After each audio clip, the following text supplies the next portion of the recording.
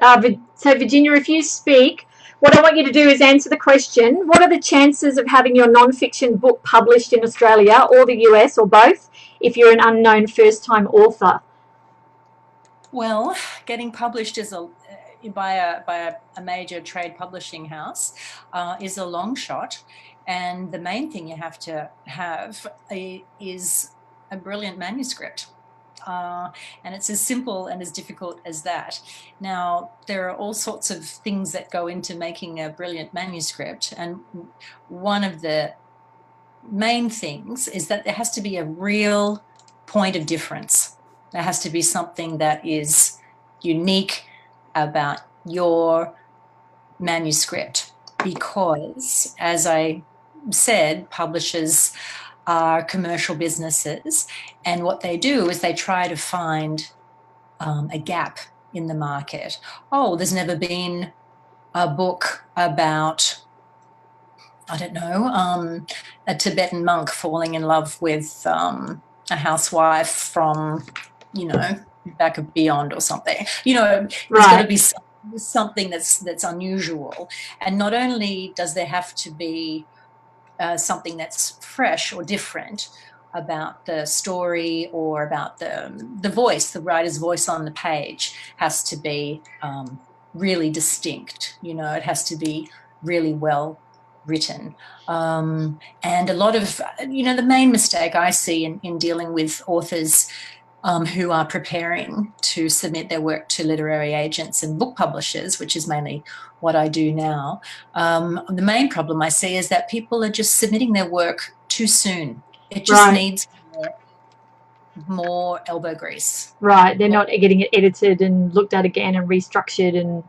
Yeah. And a lot of people will come to me and they say, oh, well, I've had it professionally edited. And I say, well, good for you, but it's not, the work is not, it's not yet at the level that a publisher's going to say, yes, we must have it. Right. And they're going to say, yes, we must have it if it's so well written, as well as being fresh, new, different, unique. So, okay. Now, obviously, a lot of people in my group are some people wanting to write non-fiction, some people wanting to write fiction. As a coach, I do mainly work with people who want to write non-fiction. But I want to give people a realistic picture of numbers.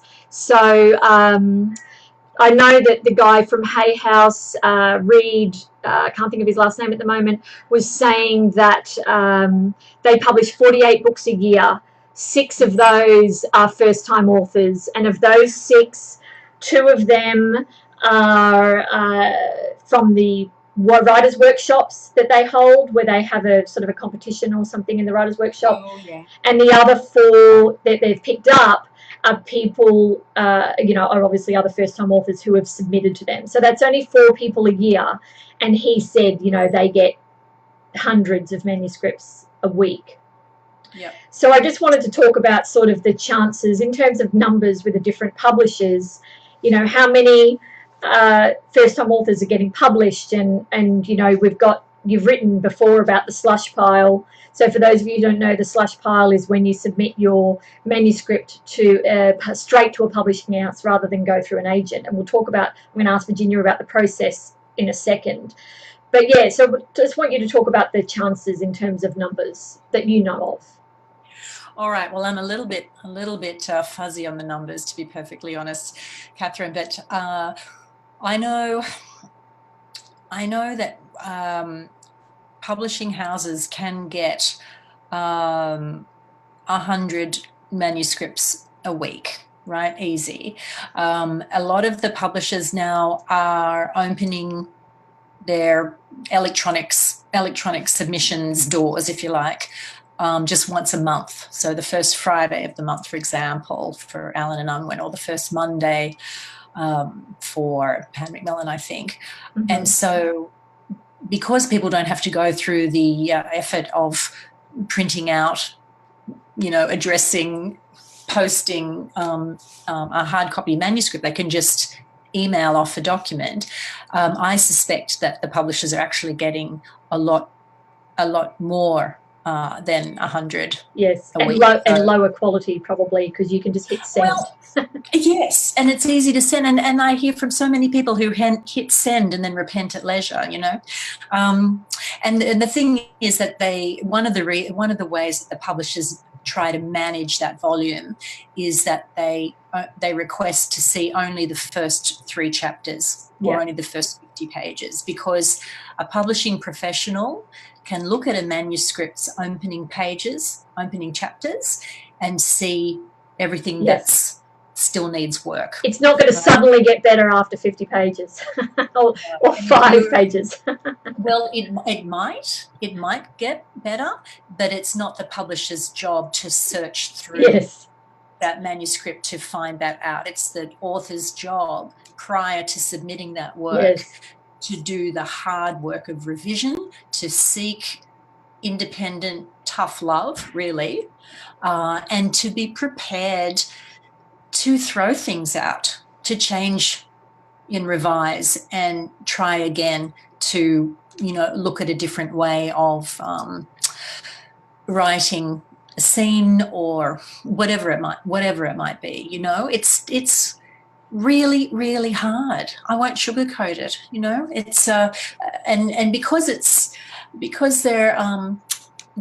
a finite number of books that each publisher can afford to put out, because it costs a publisher a lot of money to acquire a book. They pay the advance to an author, then they have to pay for the staff to produce it. They have to pay for the pages, for the paper that the printer has to, you know, print it out on. They have to pay for warehousing. Where are they going to put all the books once they're printed? They have to pay for distribution.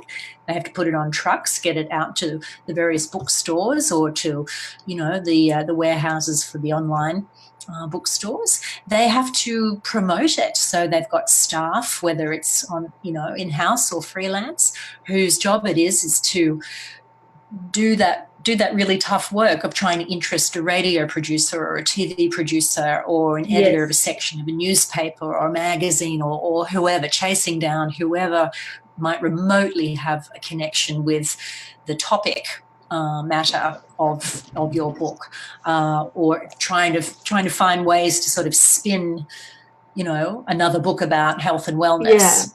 Because there is always a fresh take to be had, but it is hard to communicate what's fresh and new sometimes.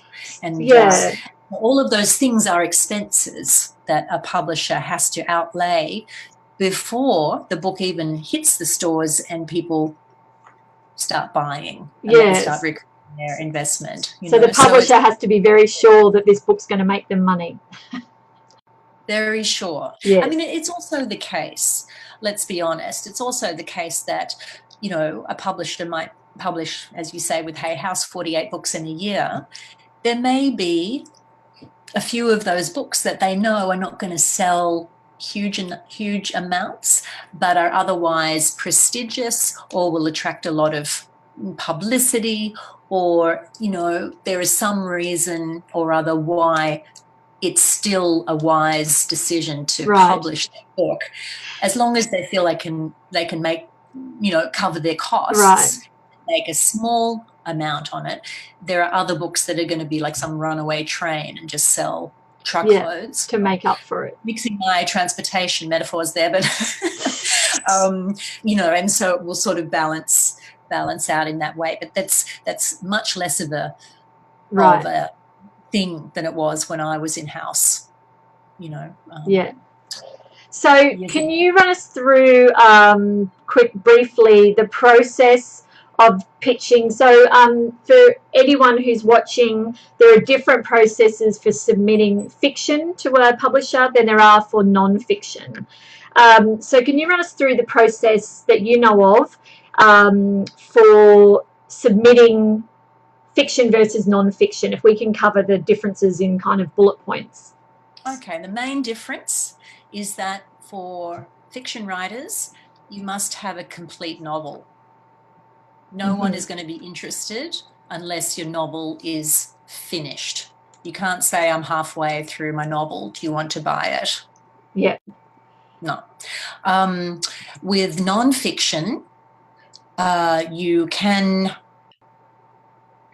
at times, not always, but fairly regularly, you can approach a publisher with a proposal, a book proposal, which contains several elements, including a chapter outline, so that a publisher could see clearly what your idea is and how you propose to put that idea forward through your book. That demonstrates that there's actually a book's worth of material in it. A lot of people think they've got a book when in fact they've got a long article.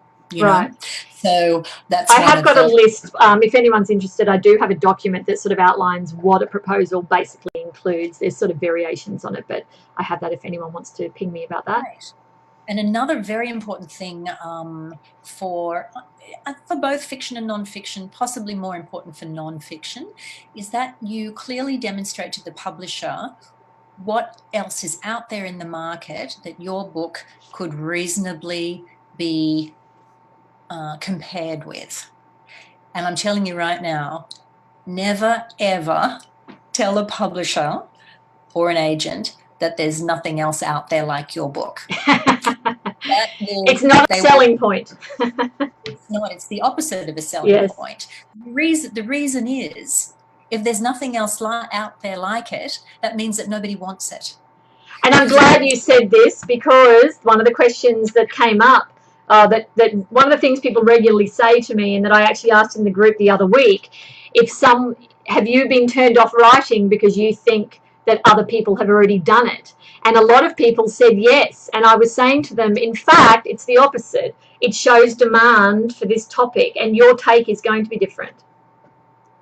Yes, absolutely. And so your challenge as the writer is to find what's uniquely yours about a common subject. I mean, if you think about your favorite books that you've read, surely a lot of the themes are similar, love, loss, grief, passion, jealousy, avarice, parenthood, what have you. I mean, really, we're all humans. We all yes, totally shared realms shared experience.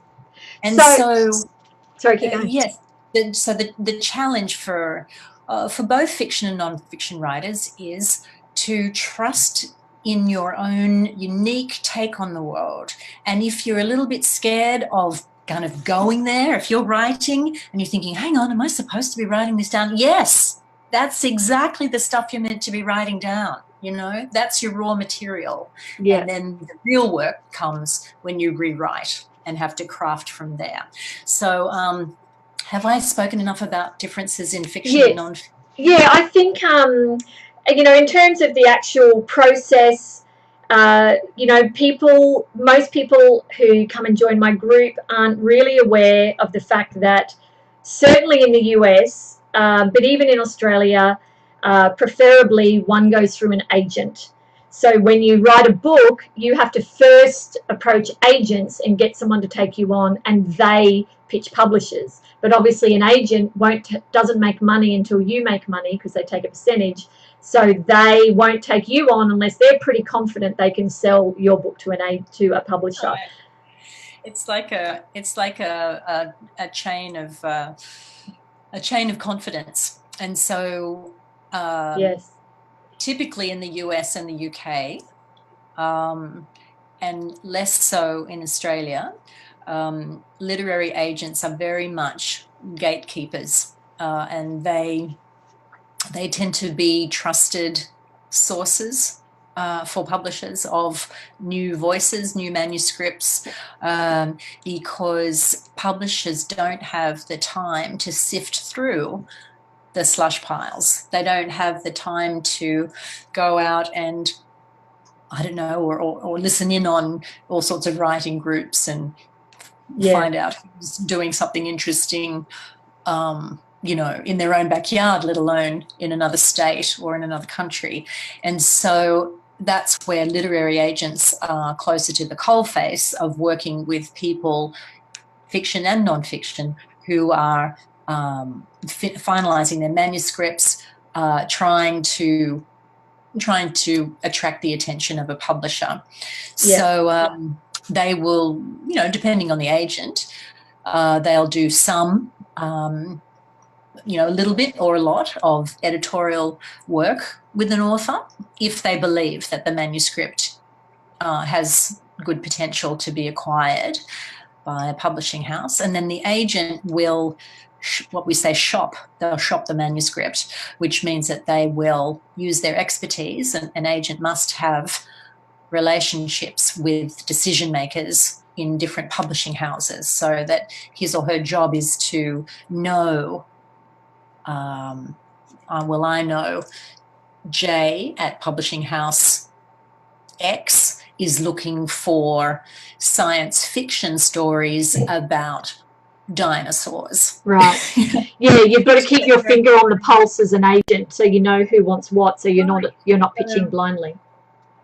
So the agent is never going to send J at house X a romance novel, right? But there's another publisher, or loads of publishers, who are looking for romance novels. And within the romance novel genre, there's all sorts of ways to slice and dice that big part of the publishing pie as well. So I often say to my clients that, the publishing world is like going into the supermarket, and you're pushing your trolley along, you see all of these things, you think, who on earth would, what is that? Is that something to eat? Is that a thing? I've never seen that before, I don't know. And you think, or you see something else, you think, who would put that in their mouth, And then you get to the checkout and the person in front of you has loaded up their trolley with just that thing. So, there's books for everybody, because we all love to read. And thank goodness we do. We love readers, and anyone involved in the book publishing industry, broadly speaking, really does have their heart in the right place. Because there are many, many other things that one can be doing that totally. So we all want to be excited by a great story, a true story or a fictional story. We all want to get that book that's going to really inspire us to, change our habits, or, get rid of a dud relationship, or get out of debt, or whatever it is, There are books for everything. And if there's a gap in the market, your book can go in there, if it's good enough and it clearly demonstrates your niche, So I have to lead on for that. That leads us straight into some other questions. I did obviously tell you a few, but I've added a couple. For people who are unknown, like obviously all of my audience, who are writing memoir, self-help and business books, you did mention before that in some cases they can write a proposal. Would you recommend that if you're unknown, you actually have the whole book written so that the publisher actually knows you would just submit the first 3 chapters as you would with fiction? Would that make sense? Well, I think I said for fiction you must have a complete Yes, manuscript. For fiction, yes. What about for non-fiction, like memoir, self-help and business? Do you think if someone's unknown that would help? For a memoir, if you're not a known figure, a memoir must be fully written as well. Okay. Yeah. If it's more of a business book or self-development or improvement, whatever, the main thing that a publisher will want to know is, what sort of audience do you have? That was my next question. I want to talk to people about social media following, because this is a big one that most people aren't aware of, that I've mentioned previously, the kind of difference and expectations around your following. So tell us what you know about that.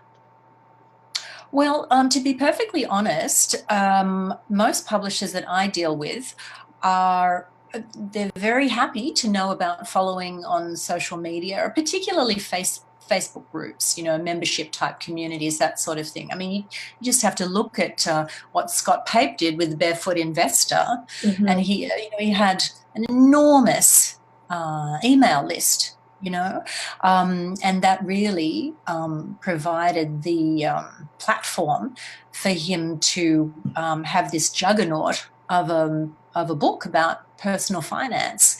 But really that was built off the back of his own community that he built from his expertise and his particular message. So I would encourage anyone who wants to have a traditionally published book down the track, even if you're self-publishing smaller books now. I mean, it happens all the time. It's sort of hybrid publishing, we call it. Bit of this, bit of that. The best thing you can do is to be building an email list. You have a Facebook group.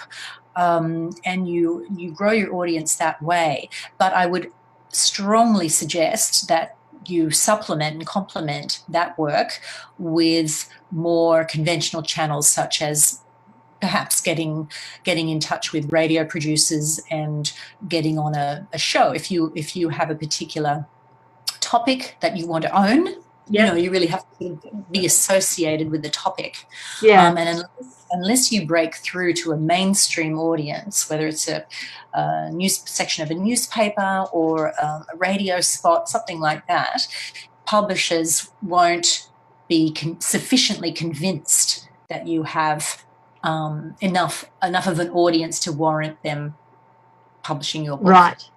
And to give people an idea of numbers, again, referring to Hay House, so the head of Hay House, Reed, whose name I just can't think of his last name, was saying that he gets 10 submissions a week from people with an audience of over 100,000.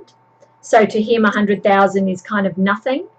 And with the unknown authors that they are likely that they've taken on, people have got 500,000 to 1 million followers.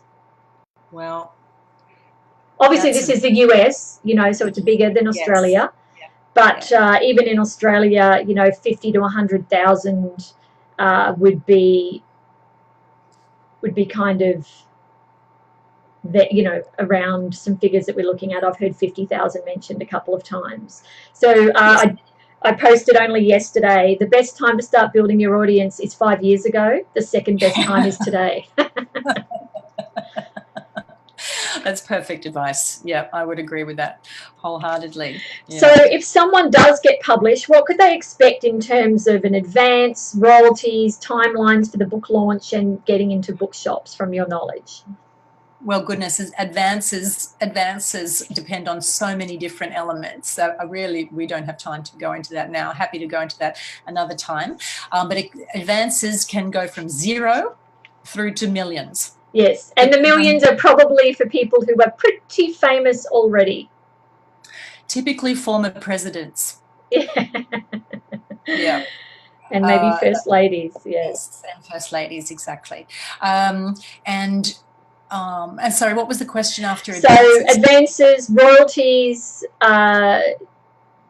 they can be quite small, right? 35 cents through to $3 a book or something like that. Well, it's usually not a dollar or cent figure. It's usually a percentage. Right. You know? So it's usually a rising rate. So, for example, to keep things easy, you might have a 10% royalty on copies sold up to 10,000 copies, for example. And if you, from that 10,000 first copy, the royalty rate rises to 12.5%, for example. Right. So it rewards someone who sells a lot of books. But I believe that a lot of authors don't actually earn out their advance if they have gotten an advance, that many people... Most authors never earn out their advance. And the publishers... The publishers put the author's advance as a line item in their profit and loss statements, and they make sure that, you know, when they offer the author the advance, that it's well within their you know, their P&L, that they're still going to make money on the book, irrespective of whether or not it earns out. Because you don't have to pay back for anyone who doesn't know, you don't have to actually pay back that advance, but you may never earn it out. So they have to make sure that they can kind of write that off. And timelines for the book launch was another one, because I think the length of time it takes for a book to come out is something that I have to go through with people often who think it might be quicker than it is. Yes, well, in the world of traditional publishing, wheels turn slowly, and when you think something's slow, it's going to be even slower than that. So, and I must say that here in the US, it can often be a year and a half between acquisition of a manuscript and publication, whereas in Australia it could be 6 months. Right. Okay. But it's rarely less than 6 months. Getting into bookshops is the other. So I was self-published with a novel that I wrote a few years ago, and actually managed to get into bookshops, but that was a bit of an anomaly because I had an extremely high media coverage for my book, and that meant I was able to get the attention of Big W, and then I leveraged that to actually negotiate a commercial distribution deal, and ended up in bookshops all over Australia and New Zealand. And now I think it's being shopped in Europe. But it's very rare, obviously, for a self-published author. So if you were traditionally published, getting into bookshops is obviously one of the major draw cards for people that they are seeking for that validation and that widespread kind of availability. What's your thoughts on that, or what happens there? Well, yes. I mean, this is why publishing houses employ sales representatives, because it's their job to work with booksellers and say, they go to the bookseller and they say, well, hey, here are the titles. They usually work 3 months in advance. So where are we now? March. So they'd be going out to booksellers at the moment saying, well, here are our titles for June. Let's say this is what's coming out in June. Those titles are probably not quite printed yet. The covers would be ready. The covers would be printed, but the books would not be printed yet. But they would be in the warehouse about 3 weeks before pub date. So early May they'd be in the warehouse, but right. the sales reps are talking to booksellers and saying, okay, here's our list of what we, publishing house X, let's say Penguin Random House or Pat Macmillan or Simon Schuster or whatever it is, they've all got sales reps. They're all trying to get booksellers to order copies of each of the books on their list, right? And so it's very, very important that when a sales rep goes to talk to a bookseller, that he or she feels really pumped up and excited about the books that they're publishing, because that excitement then yes. infects and enthuses the bookseller. And so they'll say, oh, okay, well, we're going to order 10 copies of that book instead of maybe 3 or 4. And if that sales rep can get all of the booksellers to order more copies than they sort of hoped for or estimated, then everybody's happy because they can print more in the warehouse, they can get them into the stores, there's a sense of momentum, the bookseller's going to be motivated to see them, sold and out the door and everything.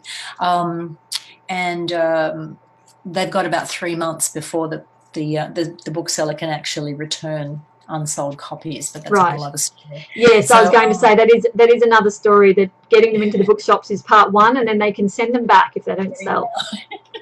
And that's why bookshops don't really deal with self-published authors, because you can't really do returns, and it's complicated to have one set of accounts for one person, and instead of these big accounts they have with publishers. But yeah, that's another topic for another day. Yes. So the last sort of question, publishing-wise, and then we can go to a Q&A. What about marketing? So I've heard conflicting reports about this. How much help do publishers give you with marketing? Because I've heard that if they save the money for the big people, the big sellers, and anyone else, you have to do it all your own, pay for it, do it on your own and pay for it yourself. Well, I think the important point for any author who is having a book come out with a traditional publisher, any author must be prepared to do some publicity, yourself, call on your friends, call on that, neighbor's son's girlfriend or whoever has some sort of connection to the media. You really have to be shameless is a bit extreme. You have to confidently, take your moment in the sun and embrace it and do the best you can. And you do. It is true that publishers will divvy up their marketing budget according to the likelihood of strong sales. So if you're, I write these literary memoir type things, and they're well received, but they're never going to light up the bestseller chart.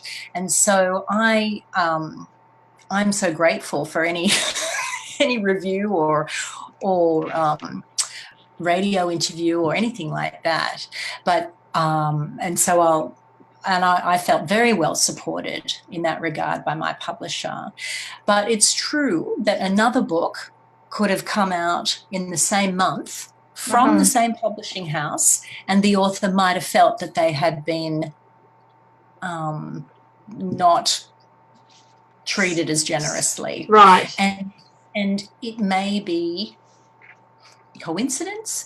It may be that the publicist assigned to that book just couldn't get the media interested, and so therefore couldn't get the interviews, couldn't get the review coverage. Right. It's tricky. It's really tricky.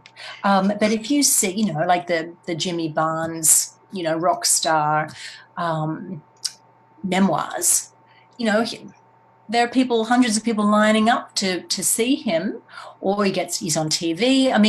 It just sort of depends. It depends on the author.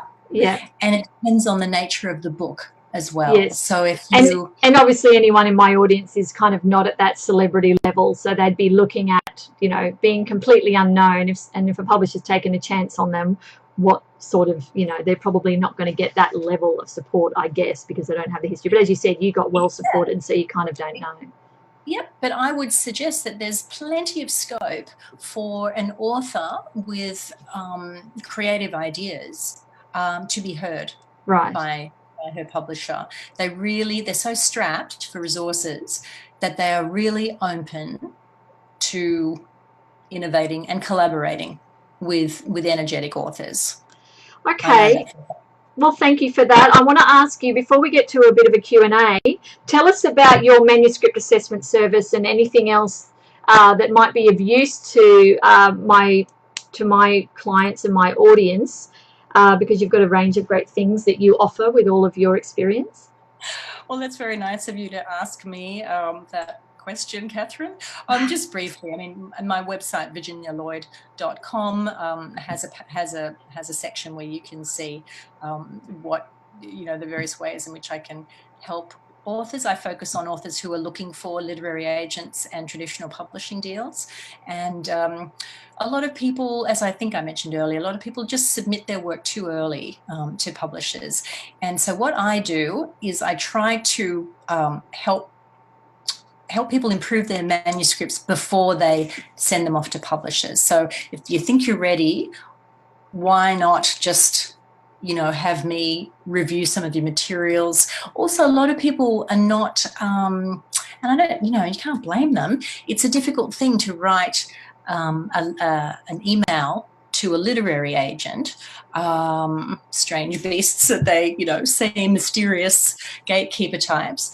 What should be in your query email to the agent? What might you have forgotten to put in that they would think is really important? What is it about yours? A lot of people just don't find it really hard to talk about their book, talk about their own work. So you can help people with those query letters? Yeah, I do a lot of reviews of people's synopsis of fiction or chapter outlines or proposals. Brilliant. And their letters to agents. And it's just a quick turnaround, a short turnaround thing. I just found that a full manuscript service is not something I do much anymore, because I think there's actually more of a need for people to get a bit more business savvy before they go to the agent before they submit to the publisher. Yes. Because they're shooting themselves in the foot and they don't realise, you know. Yes, totally. Okay, well, anyone who's got any questions, pop them into the comments. I've got a couple of questions that people asked me prior so that I can ask you while we're waiting for any that might come up. What do you feel is the future of publishing? Let me grab my crystal ball. Yeah. Sort of based on any trends that have happened so far, because you've been around for a little while, is there anything that you feel strongly on, or anything you kind of have seen happening? You know what? It's such a hard question. And, you know, about 7 years ago, publishers were freaking out about ebooks. Ebooks were going to be the death of traditional publishing. There weren't going to be any physical books anymore. There weren't going to be bookstores. It was all going to be you know. Yes. And what do you know? Things calmed down, and in fact, you know, the rising tide lifted all of the boats, and now we have ebooks, we have printed books. I mean, within that, there's always going to be some sort of shifting emphasis. So, for example, non-fiction continues to be a growth area. Yeah. And in the world of fiction, there seems to be an increasing split between the sort of fiction that is published direct, say, to Kindle, for example, or fiction that will end up in bookstores. So there just seems to be a little bit more niching going on in terms of distribution of the books. Okay. And children's and illustrated books, children's books and illustrated books, everyone continues to want them in hard copy. Yes. You know, I mean, who wants to see their, you know, a photo of reading your Kindle with your baby? I mean, yeah, and a lot of parents, because a few of my clients have written children's books, a lot of parents don't feel comfortable with showing a screen to their child at bedtime anyway, so they do still want those printed books. But I'm going through a paperback renaissance now, because I listen to a lot of audiobooks and read Kindle or read on my phone. I've suddenly started craving paperbacks that I actually want to. That's so interesting, yeah. Yeah. Actually, I'm glad you mentioned audio, Cathryn, because that is the kind of runaway bride, actually, at the moment of the book world. Audiobooks are booming. I think built on the sort of the interest in podcasts. I just think it's kind of I saw podcasts referred to as the gateway drug for audiobooks the other day. That makes sense. I've got a question from Andrea. Can you suggest any strategies to getting your book into school and university libraries? Oh gosh, that's a really good question. Andrea's a client of mine who's just written a fantastic book on copyright. Oh, I see. Well, that's not an easy topic. I'm not an expert on that, I have to tell you. And if it's a self-published work, I think you might want to go and speak to the librarians in your local and regional libraries, the people there's always somebody who acquires books for that library. And I think you need to do some interviews with those people and see what suggestions they have. Okay. Another question is, obviously Eat, Pray, Love created a bit of a movement around people wanting to write memoirs, and I have lots and lots of people who come to me wanting to share their story, and of those people, a lot of them believe or hope that their memoir will be made into a movie. What are your kind of thoughts on approaching your memoir with the hope that it will be made into a movie? Well, I don't want to burst anyone's bubble, Cathryn, but you know, these are long shots. We talked about the challenges of getting a manuscript to a a level where a publisher wants to acquire it. And then once it's acquired and published, then it needs to be a runaway success in terms of sales more often than not in order to be optioned by a film producer. And so there's so many variables between writing that manuscript and getting picked up for an option. I mean, and then even when projects are optioned, they might not happen. They don't necessarily lead to fully fledged productions. I mean, I'm very close with someone whose one of her novels is going into production as a film later this year in New York, but that's a novel that was actually written in the 1990s. Wow. You know, so it's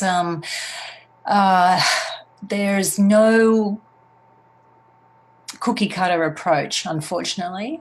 And the best advice I can give you is to write the best possible book that only you could write. What is the book that only you know to write? And that's what you must write.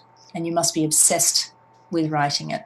Absolutely. Well, and for anyone, you know, if you want to talk about your book idea, just send me a message. We can have a chat. Virginia, tell us where people can find you on social, etc. Well, I'm very busy with a toddler and with my own clients and things. So I'm mainly just I have my website, virginialoyd.com, and I have a newsletter. So I put a lot of practical tips in my newsletter, and there's a sign up form on my website. I'd love to have more people join that list. And I'm just getting a little bit more proactive about that this year, but I'm not really one of these gung-ho. Send an email every 3 days type person. I just don't have the time. Me neither. I admire people who are more proactive in that. I can't even get a blog out every week. I was writing a blog about this topic and it's still half written. So I mean, it's a good topic, but I can't even get a blog out once a week. So I'm never going to spam people. I just don't have time. So if you want to write a book, you think it's a good idea, message me. Obviously, this is what I do, is support people in writing. And then when you're done, you send it to Virginia if you're thinking of getting it published, and go from there. Otherwise, you can self-publish through you self-publish and use it as a tool in your business to help you with raising your profile. And this is something, I guess, the beauty of self-publishing. You can use a book. No one ever knows your sales figures. No one ever knows if you're self-published or published. And you can use the book to position yourself as an expert in your industry and charge more and be taken more seriously. Absolutely. So thank you so much, Virginia, for joining us. This obviously went a bit long today. I'm just going to make sure there was no. So I was just going to make sure there was no more questions. There was just some other comments. But thank you so much. Anyone watching this back later, you can add some questions in the comments, and if I can't answer them, I'll message Virginia and see if I can get you an answer at some point, not immediately. She's in New York and also, as she said, has a lot of things going on, but I'll do my best to get an answer for anything I can't answer. But thank you for joining us, and we look forward to catching up with you again, maybe to do some other sessions in the future. I would love that. It's been fun. Thank you so much, everyone, for joining us, and I look forward to speaking with you again. So, Virginia, just stay on there and I'll catch up with you second. Everyone else, thank you so much. Talk to you soon. Bye. Bye.